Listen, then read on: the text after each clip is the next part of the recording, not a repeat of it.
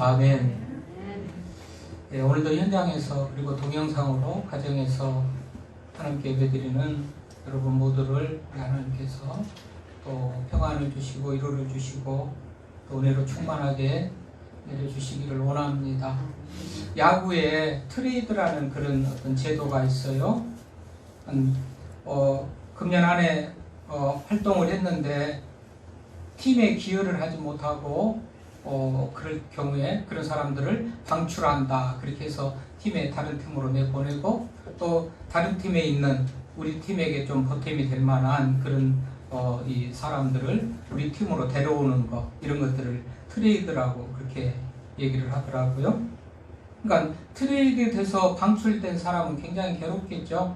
팀에 기여를 못하고 그래서 다른 팀으로 보내질 수밖에 없는 그런 선수의 입장에서는 자존심 상하고 괴로운 일이겠죠. 그런데 그 스포츠 심리학자 코펠만이라는 박사가 이런 모든 그 트레이드 되는 그런 선수들의 다음이나 어떤 과정을 쭉 연구한 그 결과를 보면 오히려 트레이드 돼서 갔던 그 선수들 90%가 더 좋은 결과를 가져온다. 그런 연구의 결론을 내려놨더라고요. 그러니까 어떻게 되겠어요?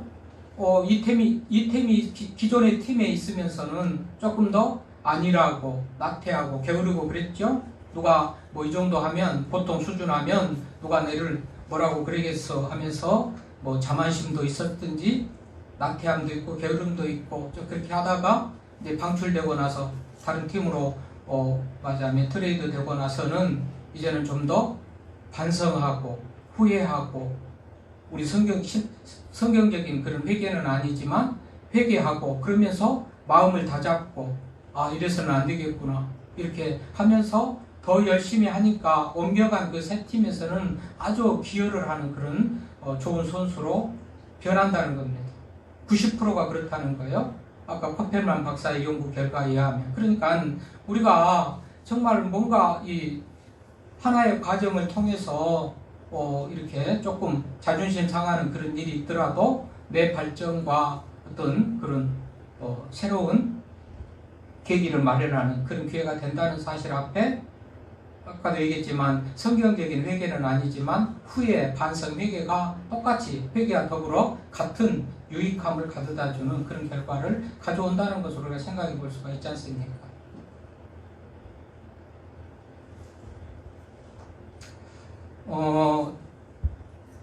요즘에 뭐 하버드 대학 존 마크 램지어 그 교수가 위안부를 매춘부였다 뭐 그렇게 말한 것 때문에 지금 세계가 공분을 하고 정말 그 논문은 취소돼야 된다고 하고 이렇게 난리죠. 아마 이 램지어 교수는 일본 구급파들의 지지를 받으면서 후원을 받으면서 모든 학문을 하고 그랬던 것 같아요. 많은 도움을 받았던 것 같아요. 여러 어떤 논문의 자료들을 보면 이것 말고도 또 다른 그런 논문들을 볼 때도 완전히 일본 북우 성향을 가진 사람들이 좋아할 만한 그런 발표를 하고 그런 논문을 쓰고 그랬더라고요. 자, 이런 것들을 보면서 우리가 아주 국민적인 국가적인 어떤 공분을 느끼죠. 왜 그러죠? 아니 엄연한 역사적인 사실로 위안부가 존재했고 자료들로서도 그게 증거가 되고 그럼에도 불구하고 부인하기 때문에 그렇죠? 죽어가는 위안부 할머니들 얼마 이제 몇 명 남자도 살아계신 분이 몇 명 안 계십니다만은 뭐라고 하는 거예요? 무슨 보상을 바랍니까? 무슨 이 대가를 바라고 그런 것보다도 사죄 좀 했으면 좋겠다는 거잖아요. 사죄. 잘못했다라는 말 한마디 한번 듣고 싶다는 거 아니겠어요? 그래서 공동체적이든지 개인적이든지 그런 얘기를 들으면 우리가 감동을 받죠. 또 용서할 마음이 생기고 용서하고 그러죠. 아니 뭐 고노라는 분은 고노다마 유명한 그 고노다마는 총리 시절에 어느 정도 인정하면서 사죄하는 그런 얘기를 하는 것도 있지만 대부분 다른 일본의 극우 성향을 가진 그런 사람들은 부인한단 말이죠.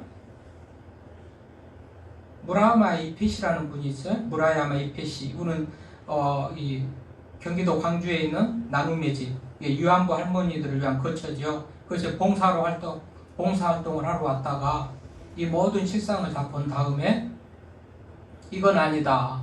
봉사하면서요, 내가 조국을 대신해서 사죄합니다. 이런 말하자면 참회하는 그런 내용을 보면서 우리가 감동이죠. 왜요?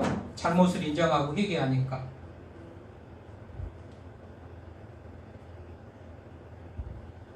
끝까지 안 했다고 그러면 어떻게 되겠어요? 끝까지 안 했다고 그러면 불행한 일이겠죠. 자기도 그렇고 상대방도 그렇고.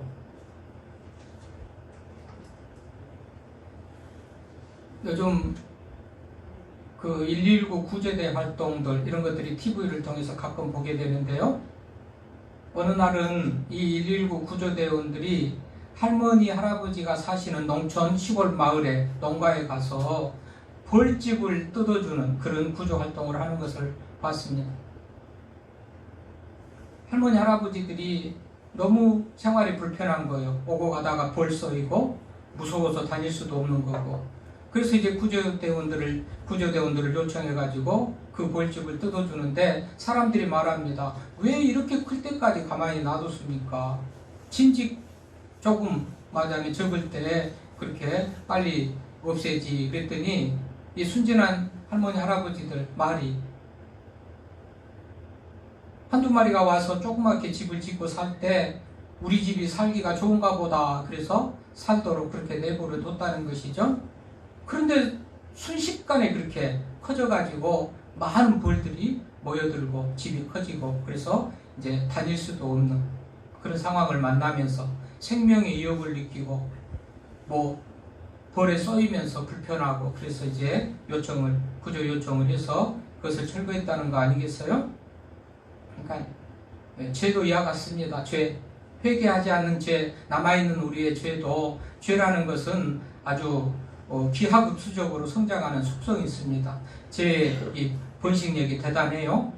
우리 생각에 하찮다 생각되는 거, 별것 아니다 생각되지는 그 죄가 자라가지고 우리를 위협하고 생명을 위협하고 정말 우리를 말하자면 옥죄게 만드는 어떤 그런 것이 죄라는 거죠. 그래서 이 벌집의 얘기를 우리가 통해서도요, 조금만 방심하고 잠깐 놔두는 사이에 그렇게 우리의 생명을 이어가는 벌집이 되는 것 같이 죄도 그렇다라는 사실을 우리가 기억하면서 이제 그래서 회개가 필요하다는 것이죠. 그래서 회개를 계속 얘기하고 있는 거 아닙니까?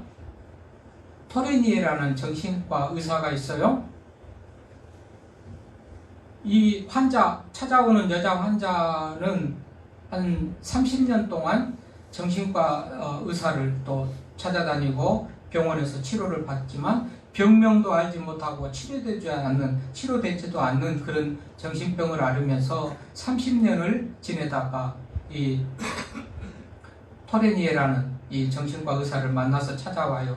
이 토레니에라는 정신과 의사는 정신과 전문 의사일 뿐만 아니라 신앙을 가진 사람이에요. 그래서 이 30년 동안 정신병을 치료하지 못하고 만나게 된 이 여인에게 결국은 예수님을 소개하게 되고, 예수님을 소개하는 중에 자연히 죄를 회개하는 그런 과정이 있지 않습니까? 죄를 뉘우치고 회개하고 예수님을 영접하고 이제 이런 과정을 통해서 이 놀라운 그런 어떤 이 결과를 가져오는데, 이 30년 동안 치료받지 못했던 이 정신병을 깨끗이 치료받았다는 거예요. 뭐죠? 죄를 회개하고 나니까 예수님을 영접하면서, 영접하려니까 죄인인 것을 고백하고 영접을 하지 않습니까? 그래서 이 고침받은 이 여자가 책의 간증같이 자기의 소감을 고백하는 그런 내용을 소개하는데, 나는 새 하늘과 새 땅에서 새로운 사람이 되었다. 이처럼 황홀한 자유가 있다는 것을 나는 모르고 있었다. 예수님이 나를 고쳐주셨고 나는 주님 안에서 자유와 해방을 얻었다라고 고백하는 그 글을 토레니에라는 그 정신병 원장 의사가 이렇게 자기 책에 소개를 한단 말이죠. 뭐죠? 회개했더니, 죄를 고백했더니 30년 동안 치료받지 못했던 정신병을 치료받았다는 거 아닙니까? 이게 회개의 능력입니다. 회개의 힘입니다.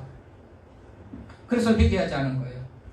삶의 문제, 정신의 문제, 신앙의 문제 모든 것들이 죄를 자복하고 회개할 때 얻어지는 결과들이에요. 그래서 회개가 그렇게 중요하다는 것이죠.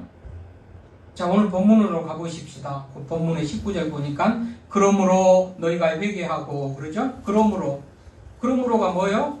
그 앞에 모든 내용과 더불어 그 모든 앞에서 말했던 내용의 결과로서의 맞아요. 결론을 내리는 것이죠. 그러므로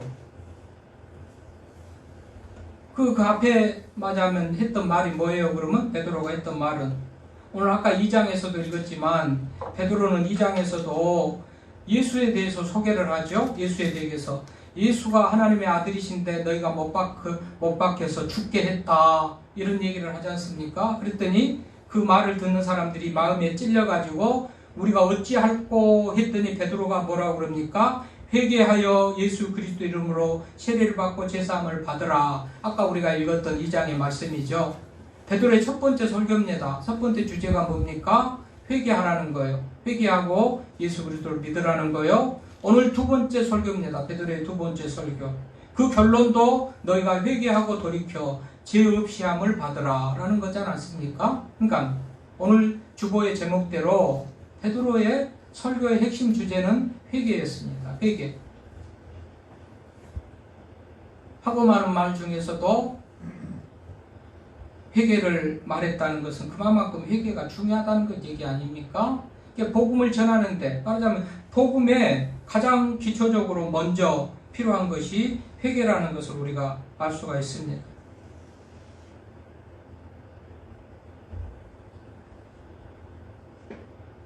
사도행전 2장에도 보면 베드로가 처음 설교잖아요. 처음 메시지는 얼마나 시간적으로 맞아면 순서적으로 중요하겠죠. 거기에서 바로 회개하고 예수 그리스도를 믿으라는 거예요. 그리고 세례를 받으라는 거예요. 오늘도 보니까 그러므로 이 모든 설명을 다 했어요. 이미 뭘 했습니까? 오늘 3장에 보면 안진뱅이를 베드로가 고쳐줬잖아요. 안진뱅이를 일어나게 했잖아요. 이 안진뱅이는 나면서부터 안진뱅인데 베드로가 성전에 가다가 주목하여 보고서 뭐라고 그럽니까? 은과 금은 내게 없거니와 내게 있는 것으로 내게 주노니 나사렛 예수의 이름으로 일어나 걸으라. 그래서 그 안진뱅이가 일어나 걷는단 말이죠. 뛰기도 하고 걷기도 하고 했다고 8절에 그렇게 말하고 있습니다. 대단한 일이지요. 그러니까 사람들이 주목하겠죠. 베드로를 주목하겠지 않겠습니까? 대단하다 베드로가 한 것 같이 그렇게 베드로를 보고 있을 때 베드로는 뭐라고 합니까? 12절에 보니까 베드로가 이것을 보고 백성에게 말하여 이르되 이스라엘 사람들아 이 일을 놀랍게 여기느냐? 우리 개인의 권능과 경건으로 이 사람을 걷게 한 것처럼 왜 우리를 주목하느냐 하면서 예수님을 소개하고 예수님을 주목해야 되고 예수님이 이 병자를 고치겠다는 것으로 그렇게 설교를 한단 말이죠. 그게 뭐예요? 베드로는 우리 시각을 교정해 주죠. 베드로를 쳐다보고 있는 시각. 베드로가 안진뱅이로 고친 것 같이 베드로를 능력 있는 자로 대단한 자로 쳐다보고 있는 그 시각을 예수님을 보도록 시각을 교정해 줍니다. 베드로를 봤을 때 무슨 맞아면 문제가 생길까요? 베드로를 쳐다보면 베드로는 사람들이 베드로를 쳐다보면서 대단하다 박수 보내고 안진뱅이를 이렇게 세웠다 박수 보낼 때 베드로는 어떻게 보면 우쭐하고 교만해지고 그러기 십상이겠죠. 또 한편 보는 입장에서 보면 베드로 같은 사람이고 너나 나나 엊그저께나 비슷한 그런 맞아면 처지에 있는데 오늘 어쩌다가 네가 예수님의 은혜로 능력으로 그 일을 행했지만 너라고 별 볼 일 있냐 이런 시각이 될 수도 있고 그러겠죠.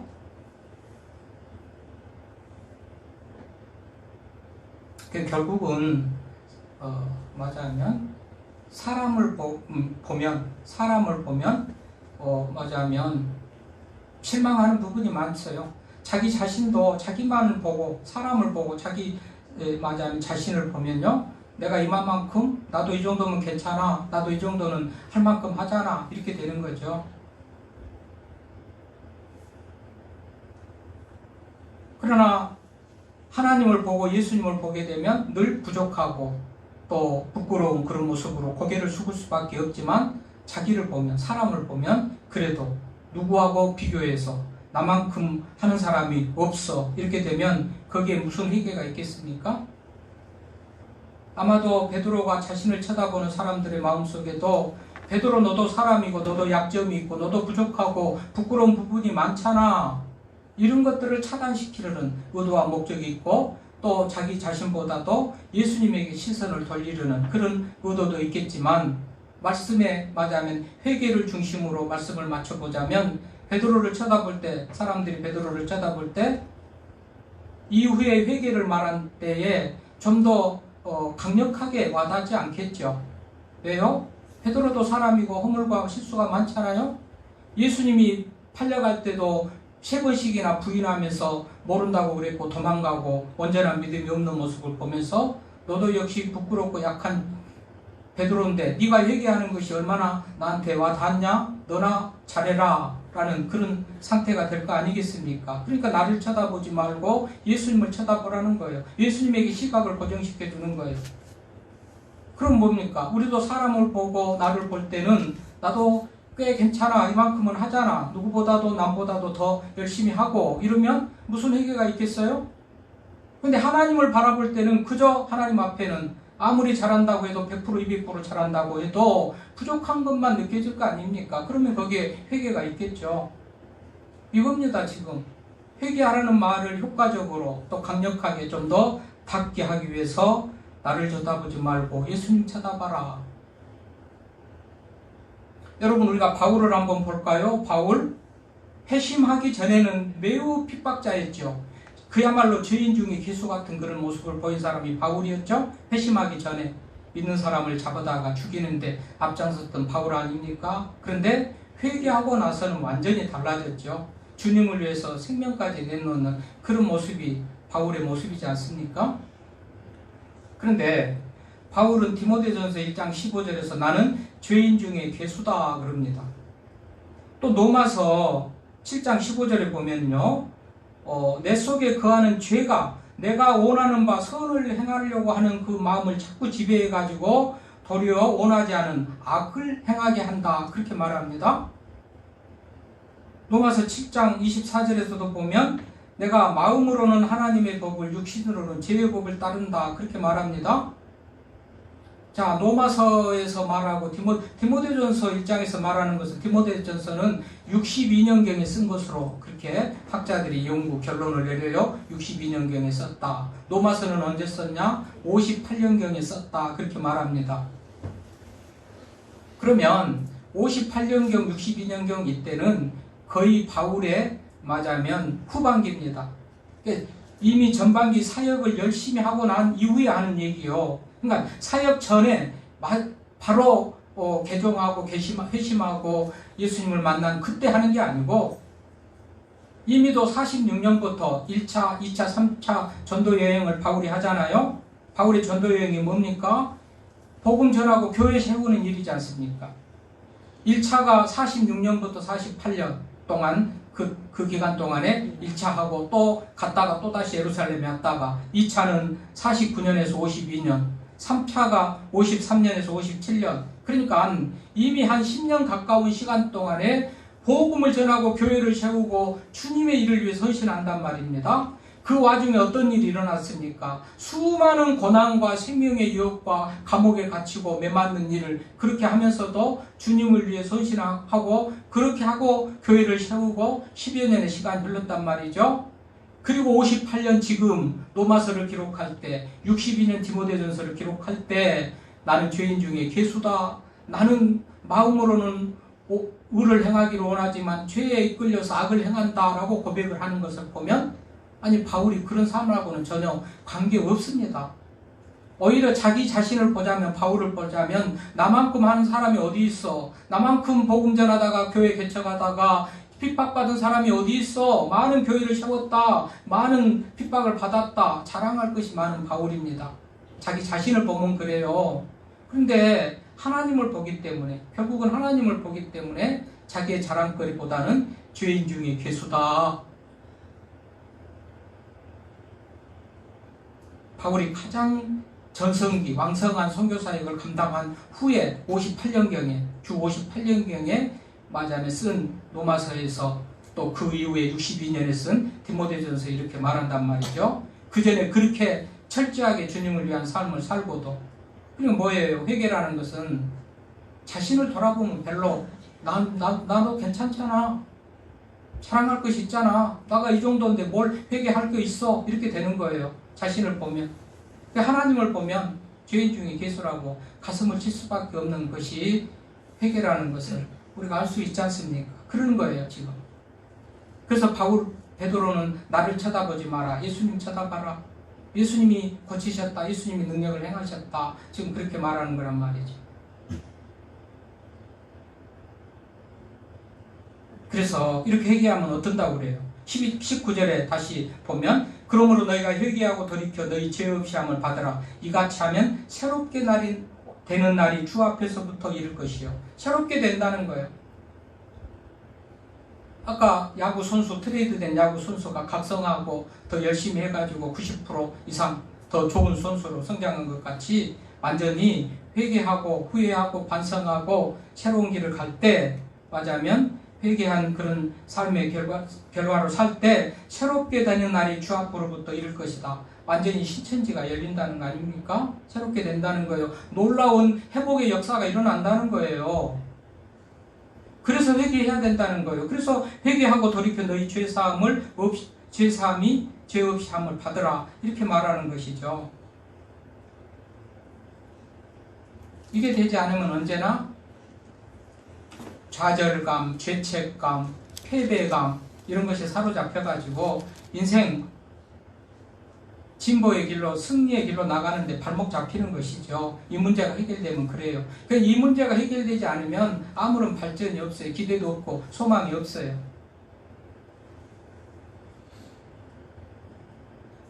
여러분 우리가 한번 좀 들어볼 만한 얘기입니다. 아버지가 한 아이에게 잘든 칼을 선물로 줍니다.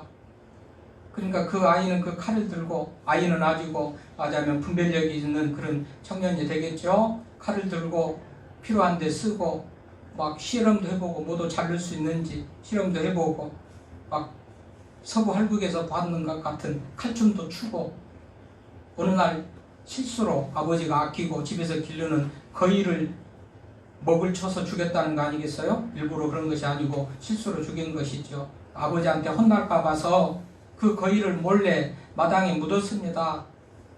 예? 맞아요. 집 뒷뜰에 묻었단 말이죠. 그런데 집에 일하는 하인이 그것을 본 거예요. 어느 날 하인이 아들을 만나니까 너는 내가 뒷마당에 뭘 묻었는지 다 안다. 그때부터 괴롭히기 시작합니다.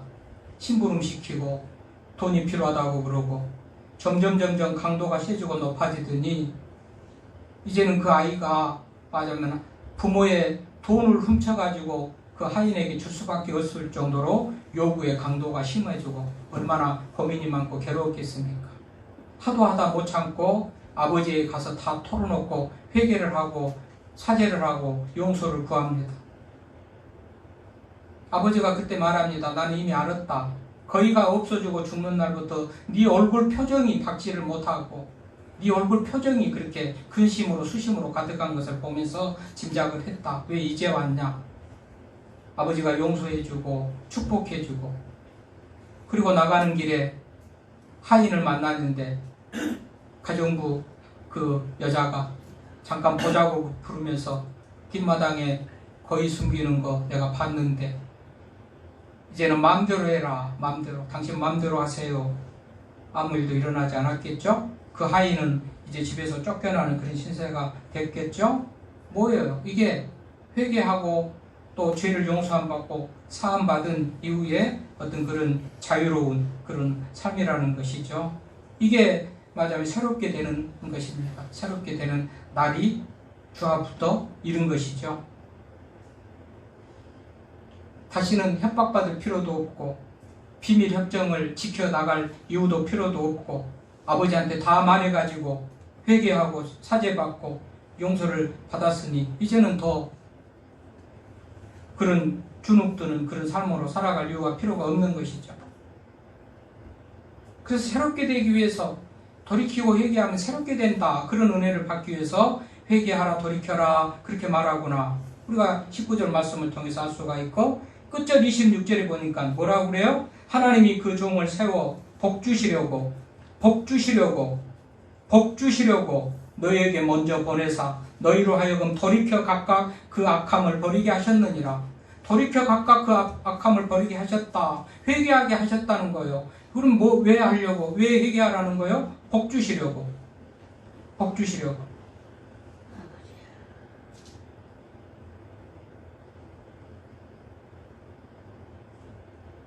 책망하고 멸망시키고 죄책감에 사로잡혀가지고 꼼짝 못하게 하려고 그런 게 아니고 복 주시려고. 또 유명한 얘기가 있습니다. 이 작곡가 리스터와 관련된 얘기인데요. 이 유명한 작곡가 리스트, 사람들마다 말하자면 최고가는 이 작곡가 리스트 제자인 것을 자랑스럽게 명예롭게 생각하고 리스트 자신은 말할 것도 없고 제자인 것만 가지고도 사람들이 인정해주고 그 명성을 인정해주고 그런 유명한 분이 리스트입니다. 근데 독일의 한 조그만 마을에서 어느 날 막 현수막이 붙고 포스터가 붙습니다. 리스트의 제자가 오늘 피아노 독주회를 한다. 오십시오. 공교롭게도 그날 리스트가 그 마을에 갑니다.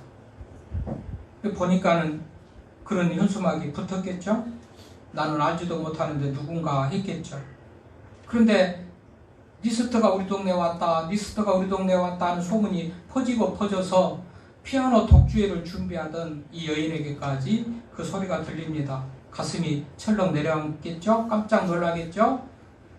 제자이기는커녕 알지도 못하는 사람, 얼굴도 한 번도 본 적이 없는데 자기가 리스트의 제자라고 그래서 홍보하면서 피아노 연주 독주회를 정말 흥행하려고 맞아면 성공적으로 마치려고 그렇게 거짓말을 했는데 깜짝 놀랐습니다. 이제 큰일 났습니다.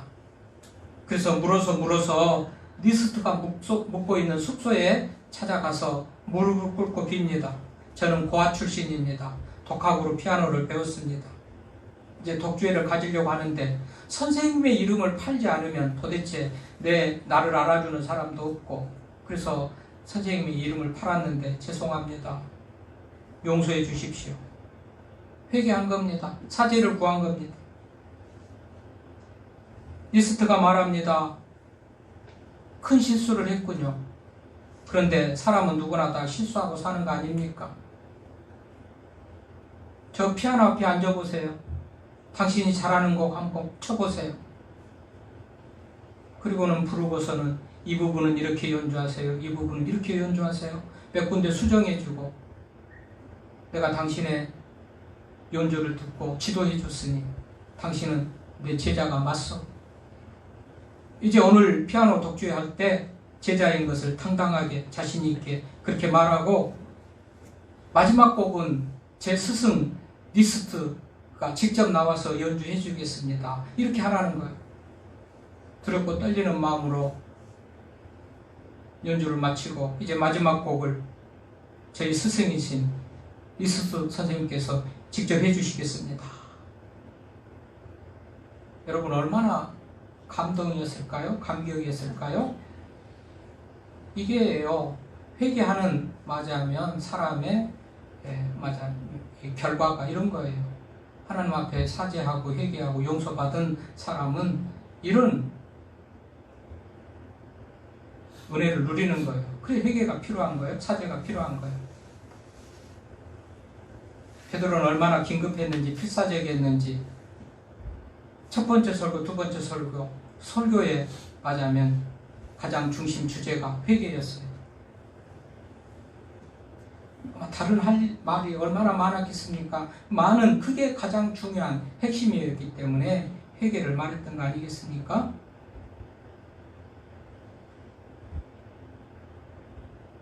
베드로가 한 사람이라도 더 살리고 한 사람이라도 더 세례받고 한 사람이라도 죄 없이함을 받고 하나님과 관계가 회복된 가운데 형통한 복을 누리기를 바라면서 회개를 선포했을 그 마음을 가지고 저도 말씀을 준비하면서 선포하는데, 여러분, 하나님 앞에 신앙적으로 또는 삶 속에서 도덕적으로, 윤리적으로 여러 가지 신앙의 모습을 한번 점검해 보십시오. 그리고 내가 이대로 내 모습은 이대로도 정말 자랑할 만하게 잘하고 있는가? 그럴지라도 하나님 편에서 나를 보면 어떠실까? 라는 그런 마음을 가지고 일일이 하나하나씩 낱낱이 짚어보면서 내 부모에게, 너희 형제에게, 교회에게, 성도에게, 하나님에게, 자신에게, 이웃에게 했던 모든 것들 중에서 양심의 찔림과 당당하지 못한 부끄러운 모습들은 하나님 앞에 회개할 때 내 인생이 앞으로 새 길이 열리고 복된 인생이 된다는 것을 기억하면서 회개의 삶으로 나아가는 우리가 될 수 있길 바랍니다. 하나님 감사합니다.